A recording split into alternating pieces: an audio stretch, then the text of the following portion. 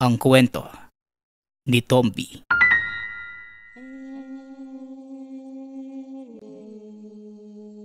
Ang kwentong ito ay hango sa totoong buhay. Mula ito sa isa nating tagapakinig. Karanasan ito ni Franco. Walang eksaktong taon. Probinsya ng Masbate. Minsan sa ating kasaysayan, naranasan ng mga tao ang pananalanta ng iba't ibang klaseng nilalang. Lalong-lalo na sa usapin ng aswang. Sa panahong ding yun, lumitaw ang mga antingerong may kakayanang tugisin at patayin ang mga nilalang na gumagambala sa katahimikan ng mga tao. Isang organisasyon na sinalihan ng tampok nating mga bida na si Franco at Silas. Mas kilala ang dalawa sa tawag na Kambal Bertudes. Ang layo ng organisasyong ito ay maituro ang lihim na karunungan sa mga nararapat lamang. Ngunit may isang bagay na ipinagtataka si Franco. Mas nakababata ito kung ituring ng grupo. Dahil bukod sa lihim na karunungang tinutuklas, inaaral din nila ang kaalaman ng mga aswang. Nang mga panahong yun, bagong pasok pa lamang sila sa samahan. Kasama nito si Silas, na mas nauna kesa sa kanya. Silas, bakit ba kailangan nating pag-aralan yung mga kaalaman ng aswang? Para saan ba yung mga yan? Hindi ba nagsasanay tayo para patayin sila? Wika ni Franco. Inaaral natin ang kakayanan ng mga aswang para malaman ang kanilang kahinaan. Pero mag-iingat ka, Franco. Dahil maaari mo ring ikapahamak ang mga aral na yan. Unawain mo sana ng mabuti ang mga nakasulat, lalo na sa mga dasal na ginagamit nila sa ritual. Tugon ni Silas. Yun na nga, Silas Maaari pala nating ikapahamak yung kaalamang to. Bakit pa nating kailangang pag-aralan? Pagdating ng panahon, mauunawaan mo din ang lahat. Sa ngayon, sundin mo na lang muna ang sinasabi nila Supremo. Pag-uusap ng dalawa. Nasa ilalim ng superbisyon ni Silas ang kapatid. Isinama niya ito dahil na din sa kagustuhang matuto ng binata kung paanong pangalagaan ang sarili laban sa mga aswang. Ang dahilan ng mga ito kung bakit sumapi sa samahan ay para makapaghigante. Pinatay ng aswang ang kanilang mga magulang. Tumatak sa kambal ang matinding galit at malakas na pagnanasang makapaghigante. Nagbabasa si Franco sa ilalim ng puno. Napansin naman ito ni Mang Teodulo, ang kinikilalang supremo at maestro ng kambal. Aba, mukhang tutok na tutok ka dyan sa binabasa mo Wika ni Mang Teodulo. Supremo, kayo po pala. Inaaral ko kasi mga aral ng aswang Lalo na tong mga orasyon nila. Total, nandito ka na lang din po. Pwede ko bang malaman kung bakit kailangan naming pag-aralan yung mga ganitong dasal? Tanong ni Franco. Magandang katanungan. Pero hindi ba naipaliwanag sa'yo ni Silas ang lahat? Ang sabi niya lang sa akin, inaaral daw natin yung mga kaalamang to para malaman kung paano natin silang tatalunin. Tama naman pala ang sinabi ng kapatid mo. Pero ang pangunahing dahilan kung bakit natin pinag-aaralan ang mga kaalaman nila ay para matukoy natin ang kanilang kahinaan. Kahinaan? Hindi ba kailangan lang pugutan ng ulo ang mga yon? May mga aswang na kahit putulan mo ng ulo, may kakayanan pa ding mabuhay. Nakasalalay sa kanilang orasyon ang kanilang lakas. Kaya hinahayaan ko kayong pag-aralan ang bawat aspeto ng lihim na karunungan. Nang sa ganon, alam nyo kung saan kayo aatake. Siguro naman, sapat na yung lakas ng mutya ko para makapatay ng isang aswang. Tandaan mo, iho, hindi lang lakas ang kailangan natin sa laban. Kailangan din nating gamitan ng utak ang bawat labanan. Pag-uusap nila ng Supremo. Biglang natahimik ang binata. Isinara ang hawak na aklat. Tumitig sa malayo. Alam ko ang iniisip mo, bata. Palagi kong sinasabi sa inyo ni Silas na wag mong hayaang manaig ang galit sa puso dahil lalamunin ka nito at mawawala ang totoong dahilan kung bakit tayo nakikipaglaban. Wika ng Supremo.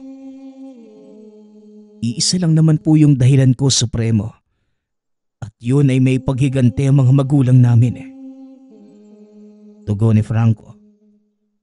Hindi naman kita masisisi kung yan ang nararamdaman mo. Pero tandaan mo ang sinasabi ko, Franco. Anumang uri ng enerhiya, pwede mong pakinabangan. Gamitin mo ang negatibong emosyon upang lumika ng mabuting solusyon. Ang lalim naman po, Supremo. Pero salamat po Binigyan mo na naman ako ng palaisipan. O sige, para naman hindi matutok ang isipan mo sa negatibong bagay. Mauuna na muna ako. May gagawin lang kami sa bayan. Kasama ko ang iyong kakamban. Wika ni Mang Teodulo. Matapos makipag-usap, umalis na ang matanda. Patuloy na nagbasa ng aklat si Franco hanggang sa hindi na namalayang papalubog na ang araw. Tumayo ang binata. Nagpunta sa kubo. Nakaamoy ito ng masarap na pagkain sa kusina. Nakaramdam ng gutom.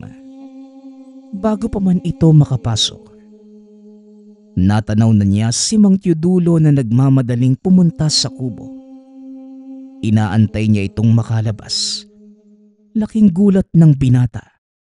Dahil paglabas na matanda, meron na itong dalang sandata. Dali-daling tumakbo si Franco palapit sa Supremo upang tanungin kung ano ang nangyari. Supremo, ano po yung nangyari? Bakit po kayo may dalang itak? Tanong ni Franco. May nangyayari sa amin habang pabalik kami dito. Naiwan ang kapatid mo sa bayan upang magbanman. Tugon ni Mang Teodulo. Mga aswang po ba? Oo, Franco. Ito ang unang beses na sumalakay sila sa mismong bayan natin. Biglang nakaramdam ng galit ang binata nang malamang aswang ang kalaban nila, Mang Teodulo. Maaari po ba ako sumama? Pakiusap, Supremo. Handa na po ko. Hindi maaari, Franco. Masyadong mapanganib ang kakalabanin namin. Posibleng mga malalakas na aswang ang naroon. Maaari kaming mapahamak. Ayokong masayang ang buhay mo roon. Pero Supremo, ang pangunahing dahilan kung bakit ako sumali sa samahan, para makapatay ng aswang. At may paghiganti yung mga magulang namin. Wala ho kong pakialam kung ikamatay ko pa. Kaya pakiusap po, isama niyo na ako. Yan mismo ang dahilan kung bakit ayaw kitang isama, iho. Hindi pwede ang ganyang prinsipyo, lalo kung nasa aktwal na labanan. Hindi negatibong emosyon ang pinapairal namin, Franco, kundi ang ating adhikain na bigyan ng kapayapaan ang mga tao. Yun din naman po yung gusto kong mangyari. Kaya pakiusap, Supremo, isama niyo na ako. Pasensya na, Franco, pero hindi maaari. Sige na, kailangan ko nang umalis. Dito ka muna at bantayan ang ating kuta. Pag-uusap ng dalawa. Wala nang nagawa ang binata, kundi sumunod. Bahagi ng pagsasanay niya ang disiplina sa sarili at pagsunod sa mga nakakataas. Ngunit nanaig ang kagustuhan nitong sumali sa aktwal na labanan. Kaya dali-dali itong kumuha ng sandata. Sinundan si Mang Teodulo. Hindi pa nakakalayo ang matanda, kaya mabilis niya itong nahabol. Hindi na lumapit si Franco kay Mang Teodulo dahil alam niyang napakalakas ng pakiramdam nito. Habang naglalakad, napapalingon sa kinaroroonan niya ang matanda. Alam ni Franco na nararamdaman siya nito. Ilang sandali pa, narating na nito ang bayan. Nakita na din ni Mang Teodulo si Silas. Kasalukuyang nag-uusap ang dalawa. Kinuha ng binata ang pagkakataon upang lumapit at narinig ang pinag-uusapan. Tama ang hinala natin, Supremo. Malalakas na aswang nga ang narito sa bayan. Mukhang kakailanganin natin ang karagdagang mga kasama. Wika ni Silas. Nasabihan ko na ang iba. Anumang oras ay darating na sila.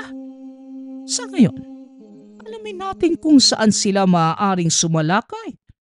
Nang sa ganon, maiwasan natin ang mas malaking sakuna.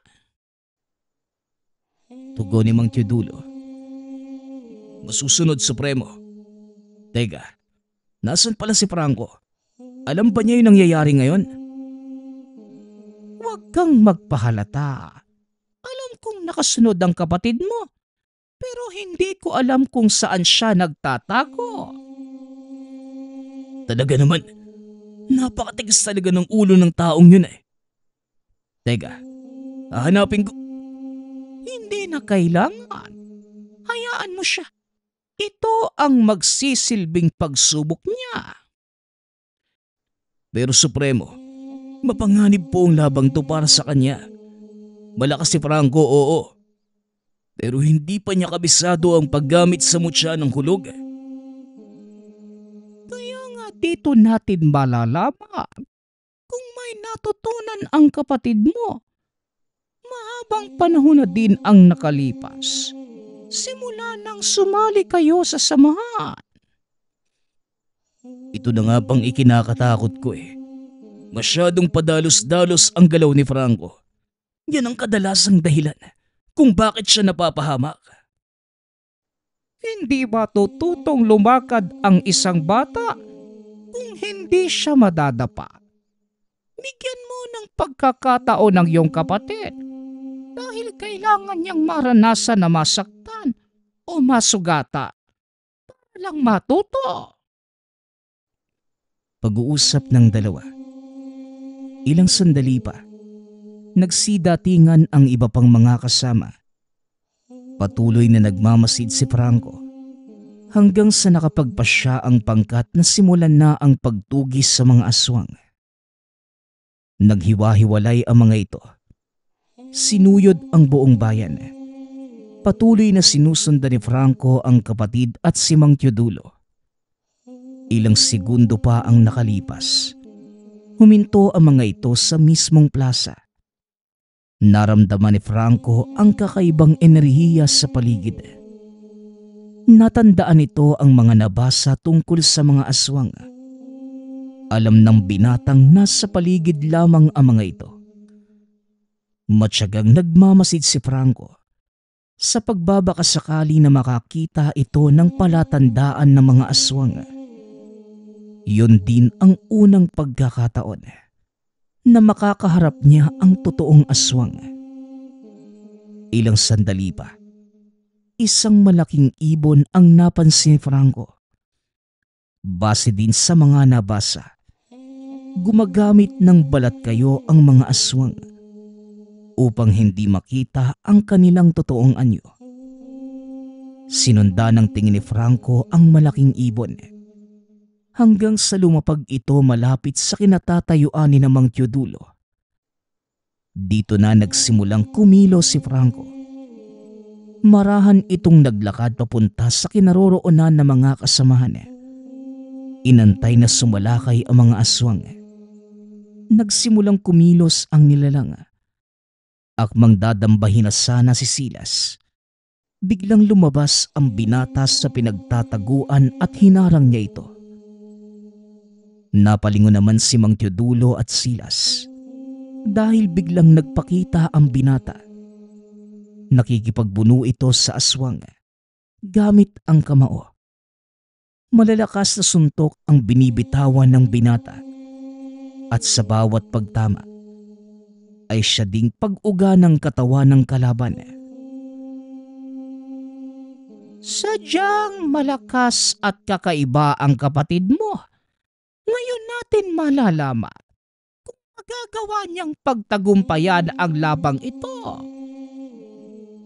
Walang duda, mananalo si Franco. Pero ang ikinakatakot ko, baka mawala siya sa konsentrasyon at tuluyang mabulagan ng galit. Hayaan mo lang, Silas. Magtiwala ka sa akin. Kung ano ang pinagdaanan mong pagsasanay, yan din naman ang ginagawa ko sa kanya. Pag-uusap ng dalawa, napabuntong hininga si Silas. Natatakot ito sa maaaring mangyari. Alam niyang hindi sanay sa pakikipaglaban sa mga aswang ang kapatid. Gayunpaman, malaki ang tiwala nito sa pagsasanay na ibinibigay ni Mang Teodulo. Muling ibinaling ng dalawa ang atensyon sa binatang nakikipaglaban. Bigla itong tumilapon palayo. Mabilis na tumayo si Franco. Tumakbo pasugod sa kalaban. Walang hiya ka. Tignan natin ngayon kung mabubuhay ka pa sa gagawin ko. Wika ni Franco. Sabay suntok sa nilalang. Tinamaan ito sa sikmura. Nayanig ang buong katawan ng nilalang. Dahilan para mapaluhod. Hawak-hawak ng aswang ang tiyan. Patuloy lamang sa pagsuka. Hinawakan ni Franco sa ulo ang kalaban. Habang binubunot ang itak, napatingin ito sa kapatid at muling nagsalita. Pagmasdan mo, Silas, kung paano kong papatayin ang nilalang na ito na umutang ng buhay ni nanay at tatay. Wika ni Franco. Matapos magsalita, itinarak nito ang itak sa leeg ng nilalang at tuluyang pinutulan ito ng ulo. Nakita ni Silas ang galit sa mga mata ng kapatid. Alam niyang hindi ito mapipigil. Sa oras na magpakita ang iba pang mga aswang sa mga sandaling yun. Tama na, Franco. Maghunos dili ka. Masisira ang plano ni Supremo. Hindi, Silas. Hayaan mo ang kapatid mo. Kagaya ng sinabi ko, ito ang magiging batayan kung may natutunan siya sa lahat ng itinuro ko. Wika ni Mang Teodulo. Dahil sa nangyari, naglabasan ang mga kasamahan ng aswang na pinatay ni Franco. Pinaikutan sila ng mga ito. Dali-daling bumunot na ng sandata si Silas. Hinarap ang mga kalaban.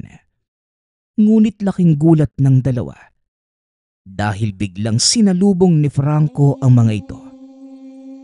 Gamit ang mutya ng kulog, isa-isa nitong ibinalibag ang mga kalaban. Hindi ito nakakaramdam ng pagod. Kahit gaano pa karami ang humaharang sa kanya, hindi nila ito kayang pigilan. Ramdam ni Silas ang galit ng kapatid sa bawat suntok. Hindi nito tinigilan ang mga kalaban hanggat hindi nagsisipagpulasan. Matapos ang labanan, nanatiling nakatayo si Franco. Humahangos. Madidinig ang malakas na pagkulog at bahagyang dagundong sa paligid. Bahagyang natakot si Silas sa kapatid dahil alam niya ang susunod na mangyayari. Ito na yung ikinakatakot ko, Supremo. Sa oras na masobrahan sa galit ang kapatid ko, wala nang makakapigil sa kanya. Nadidinig mo din ba ang pagkulog, Supremo, na parang tambol mula sa kalangitan? Tignan natin. Iba ang nakikita ko sa kapatid mo. Wika ng Supremo. Maya-maya pa, huminga ito ng malalim. Tuluyang kumalma. Hindi inaasahan ni Silas ang sumunod na mangyayari. Naglakad palapit sa kanila si Franco nang nakangiti. Ano, Silas? Naniniwala ka na ba?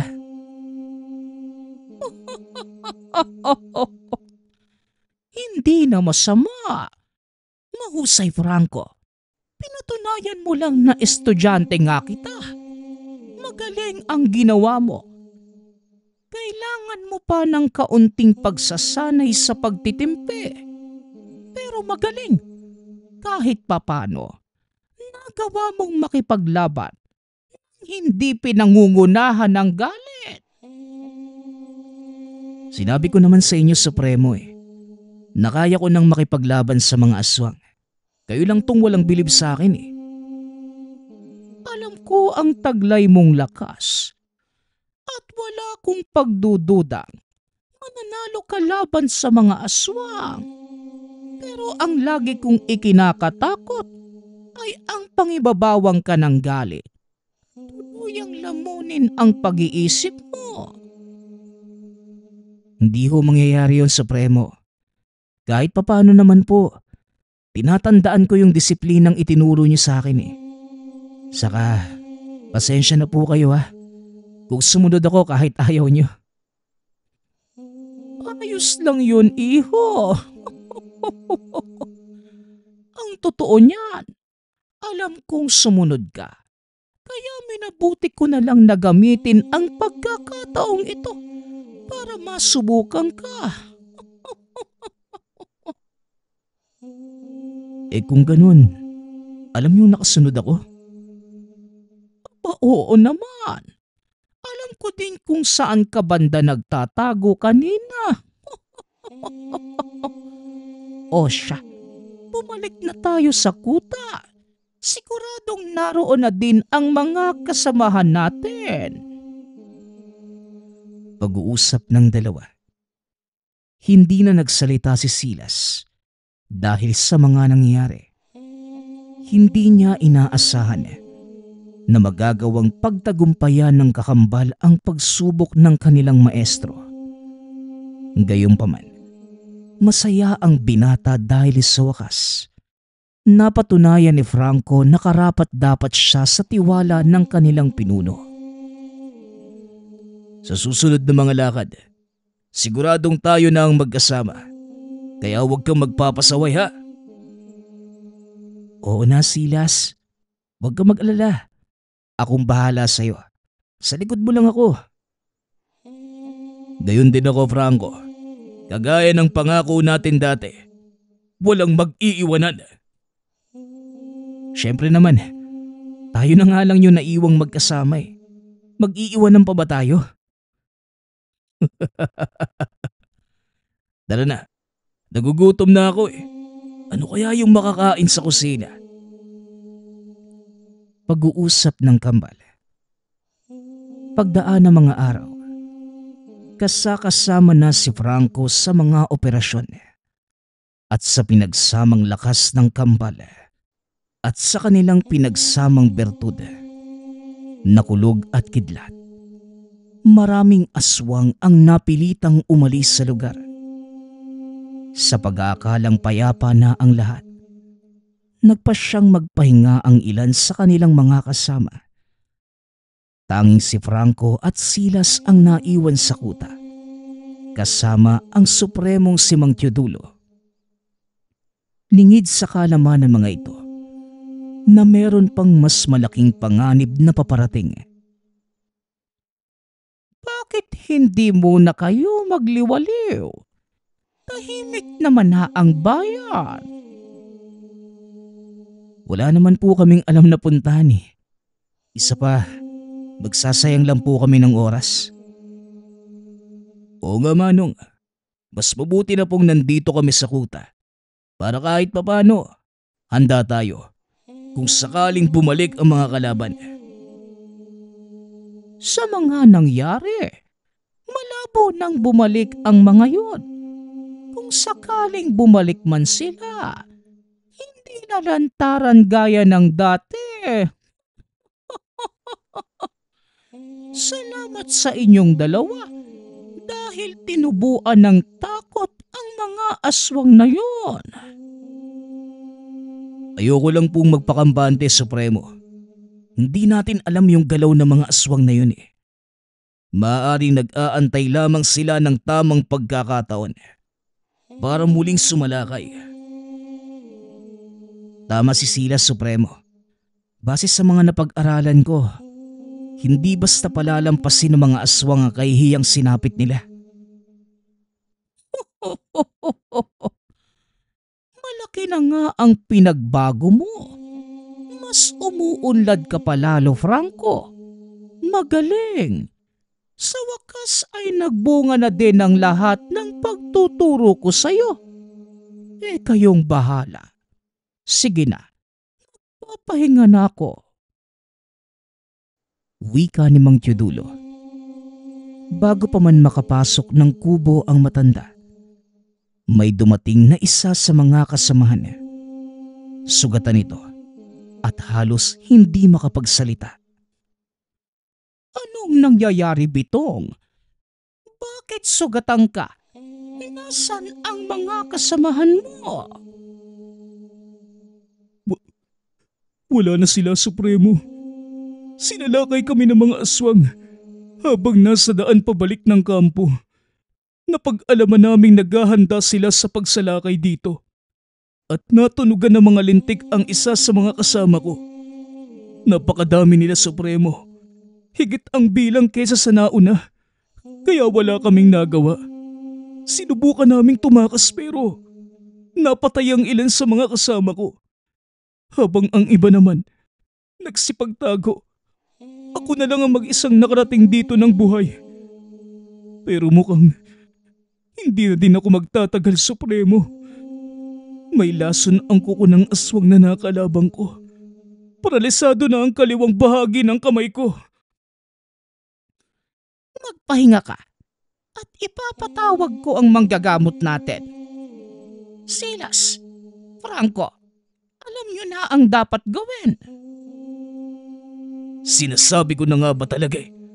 Nag-aantay lang sila ng pagkakataon. Sinamantala nila ang pagiging kampante ng kilusan. Humanda sila. Sa oras na tumuntong ang mga yon sa lugar na to, hindi ko sila titigilan. Hanggat may buhay, ni isa man sa kanila. Matapos ang pag-uusap na yun, dali-daling naghanda ang dalawa. Kanya-kanyang kuha ng sandata at muling bumalik sa labas ng kuta upang salubungin ang paparating na puwersa ng kalaban. Hindi biro ang labang kakaharapin natin. Kulang tayo ng bilang. Kaya kung sakaling hindi natin kayanin ang labanang ito, walang masama kung tatakas na lang tayo. Anong sinasabi mo, Supremo?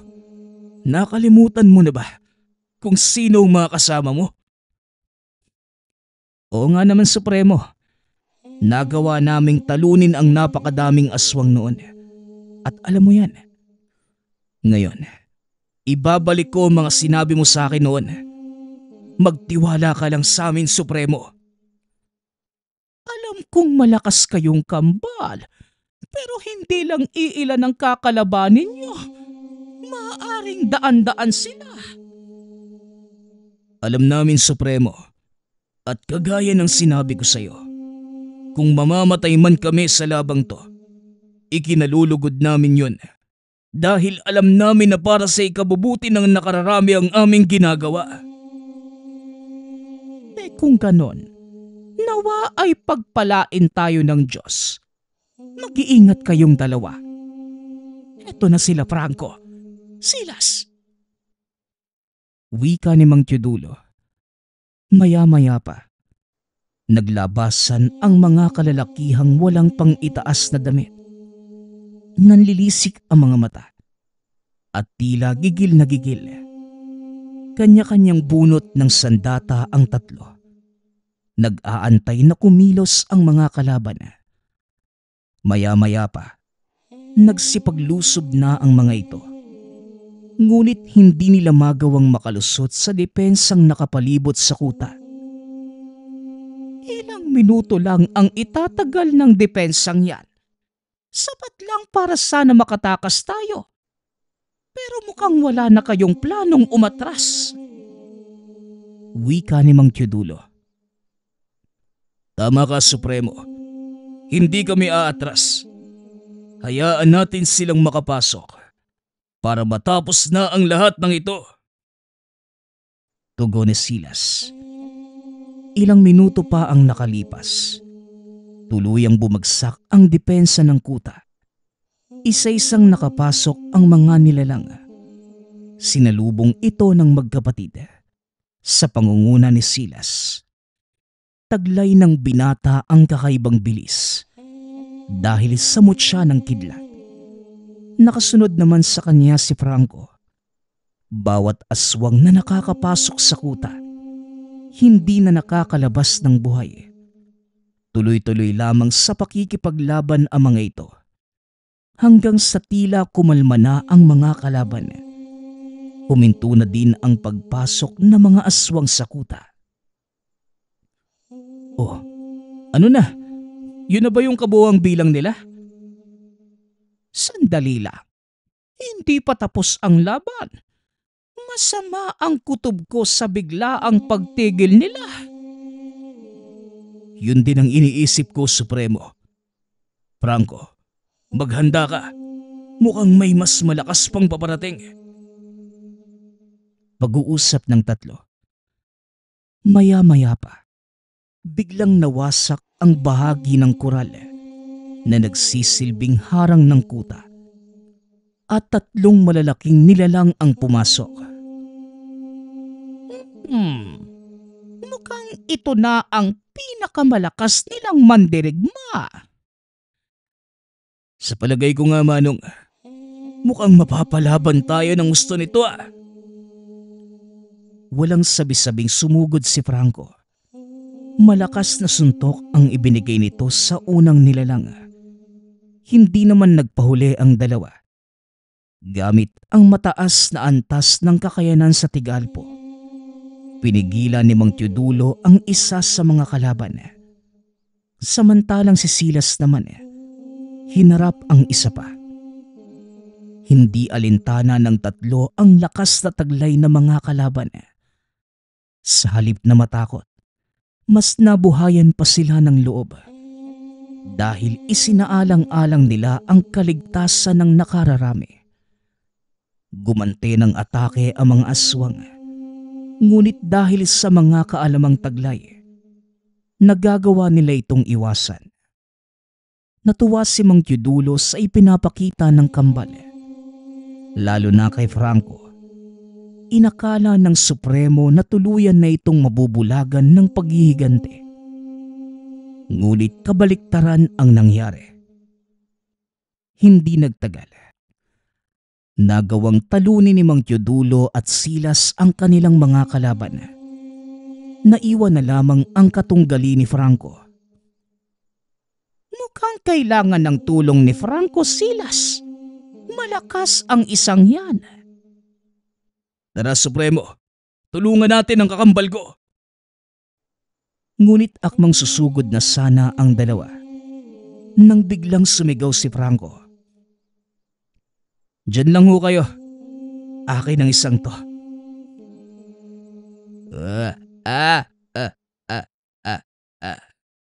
Balakas ang loob mo, bata. Hindi mo kilala kung sino ang kaharap mo ngayon. Meron kang angkin na lakas. Ngunit sa palagay mo ba, sapat yan para talunin ang kagaya ko? Nagawa ko ng pabagsakin yung mas marami pang kauri mo.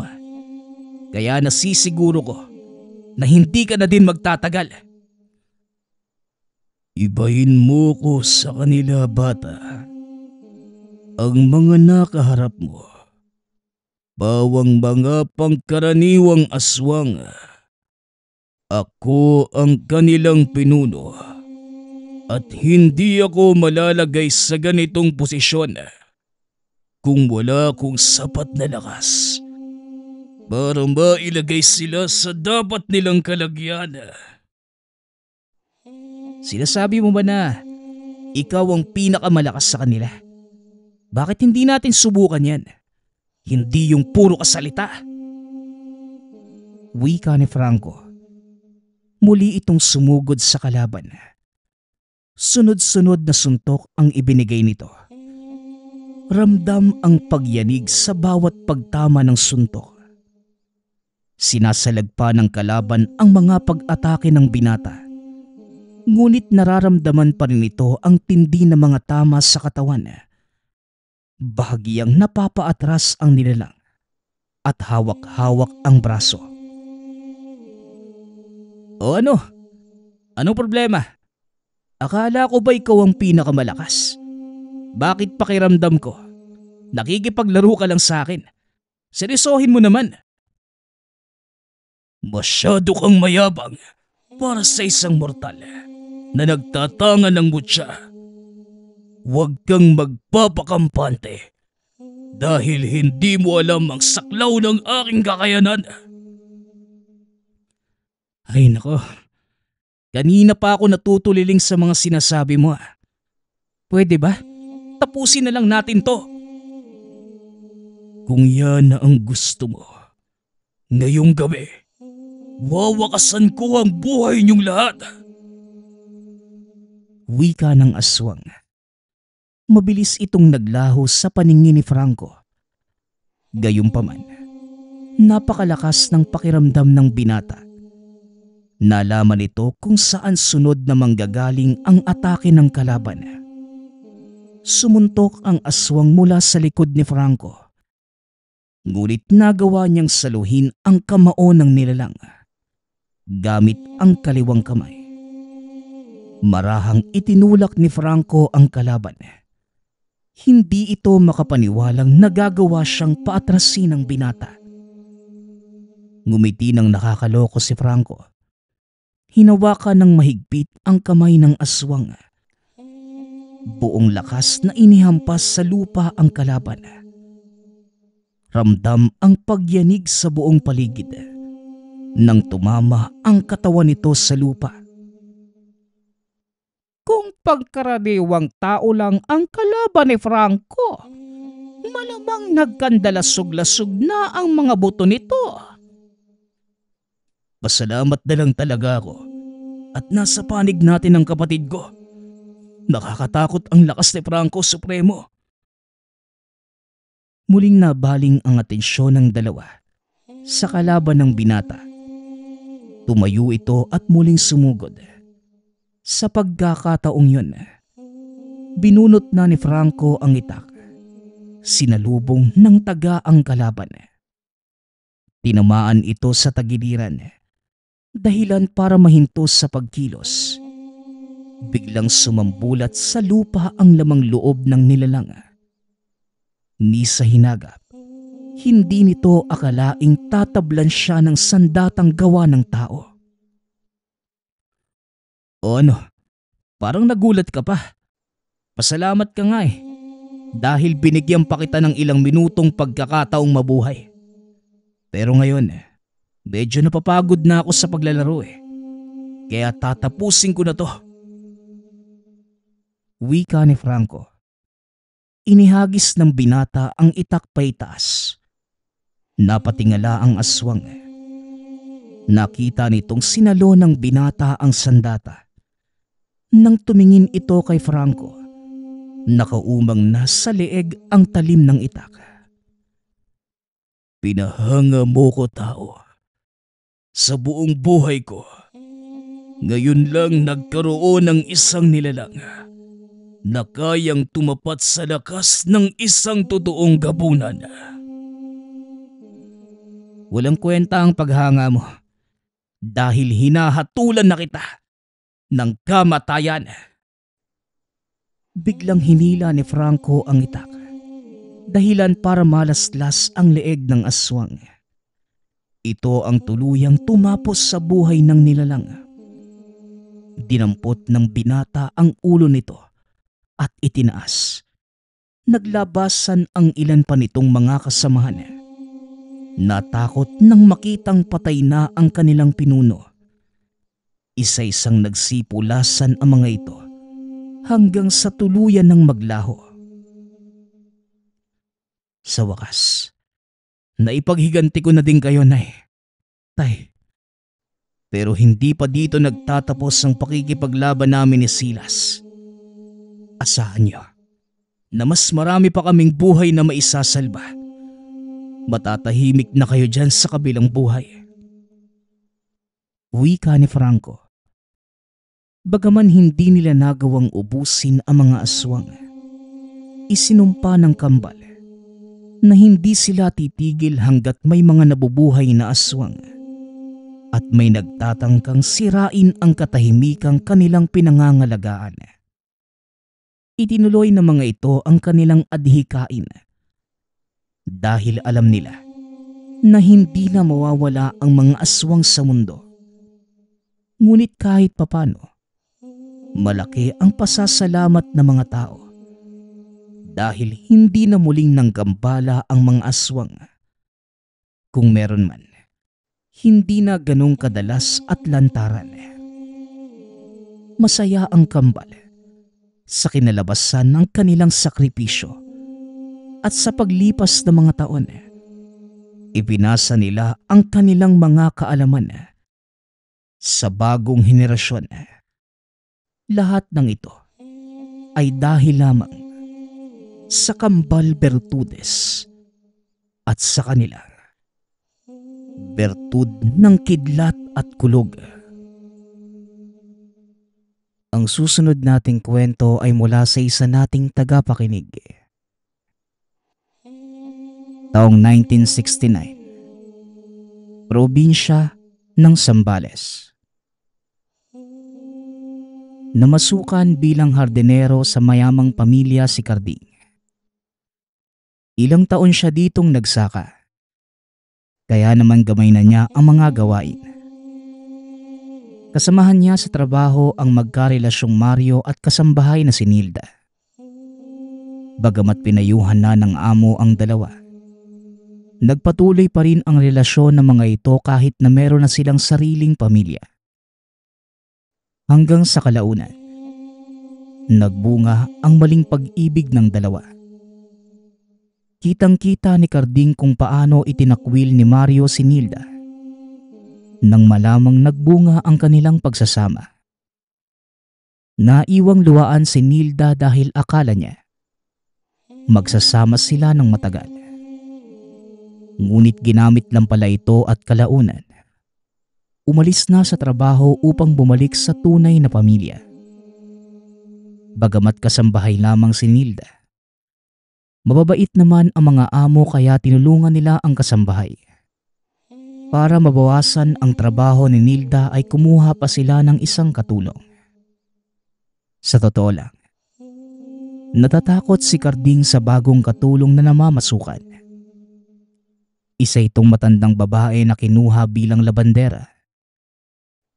Masama mang manghusga ng hindi pa kilalang tao.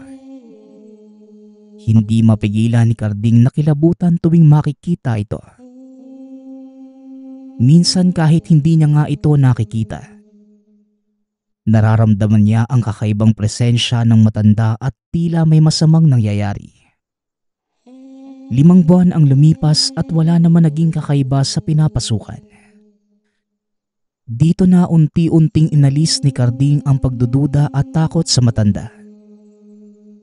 Kalaunan, nakausap niya ito at tuluyan naging kaibigan. Bagamat hardinero lamang si Carding, tumutulong pa rin naman siya sa ibang gawain. Tinutulungan niya ang matanda upang mapadali ang trabaho. O Carding, huwag kang masyado maging malapit kay Inday. Kapag nanganak na si Nilda at nakapagpahinga na, aalis na rin siya. Baka naman mangulila ka. Hindi naman po sa ganun. Nakonsensya lang din po ako. Noong una kasi, iniisip kong masamang tao si Ate Inday. Habang tumatagal naman nakikilala ko siya. Mabait naman po yung matanda. Nakakaawa nga po na kailangan niyang mamasukan para sa mga apo niya dahil iniwan na siya ng mga anak. Talaga ba? Akala ko ako lang ang nakaramdam nun. Ako rin nung unang mga araw niya ning Inday. Hindi maalis sa pakiramdam ko na merong masamang mangyayari. Parang kakaiba ang aura . Naaawa lang din ako sa matanda dahil kunento niya rin sa akin ang sitwasyon niya.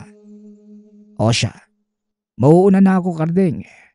Ingat kayong lahat habang wala kami. Bahagyang nagulat si Carding nang malaman na hindi lang pala siya ang nakaramdam ng kakaiba sa matanda. Ngunit dahil wala namang nangyaring masama, humingi na lamang sila ng paumanhin dahil sa panghusga kay Ate Inday. Hanggang sa ilang buwan pa ang lumipas at malapit na manganak si Nilda, iniinda nito ang matinding sakit ng katawan.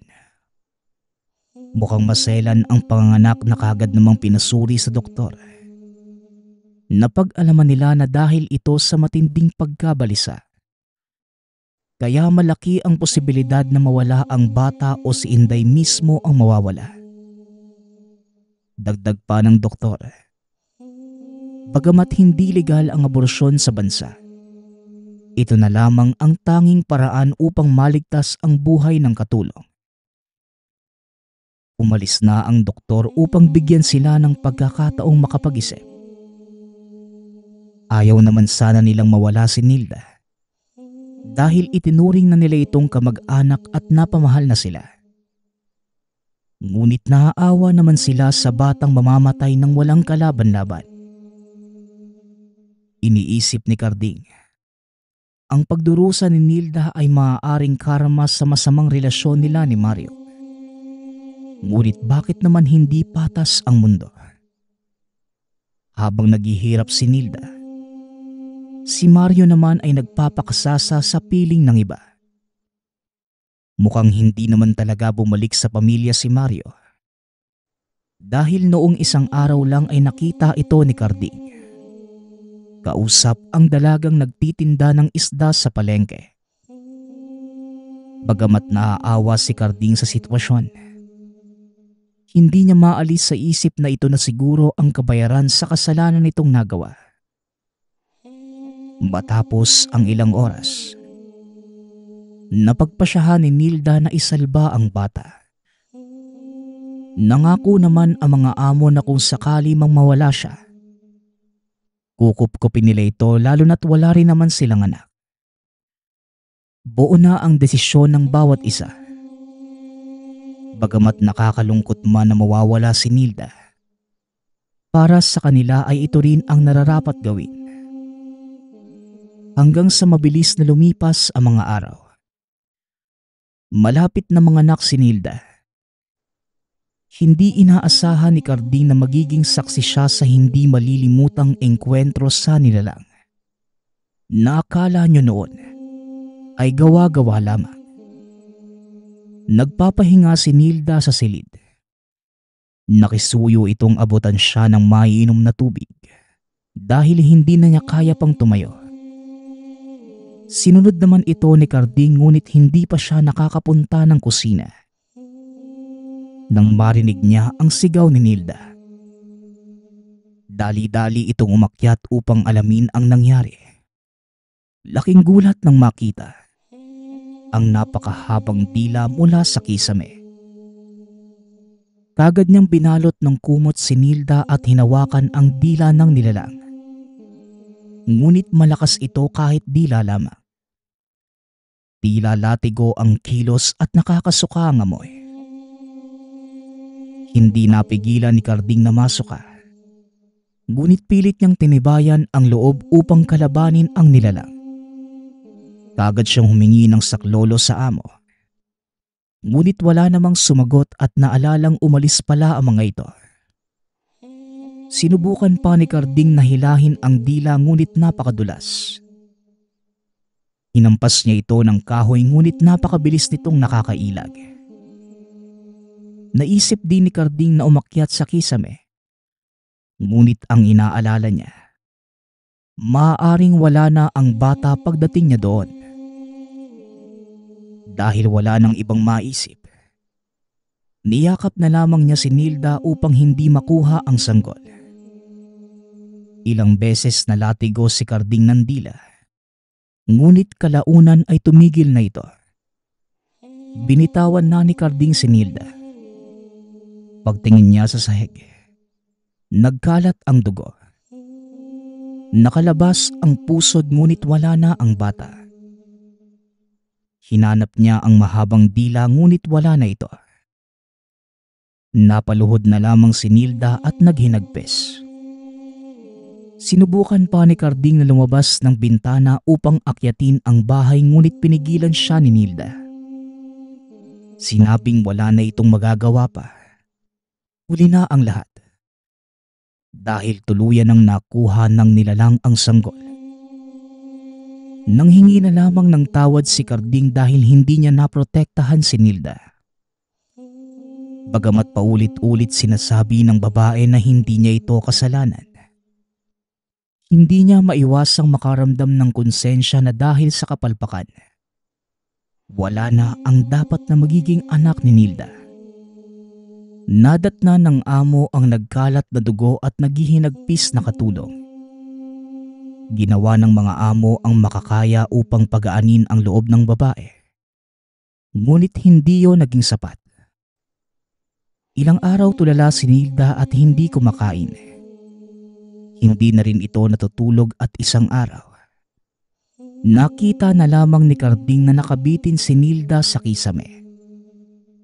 Sinubukan pa nilang isalba ang katulong. Ngunit huli na ang lahat. Matapos namang maipalibing ng mga amo si Nilda, pinabasbasa nila sa pari ang bahay at pinagdasal ang kaluluwa ng mag-ina.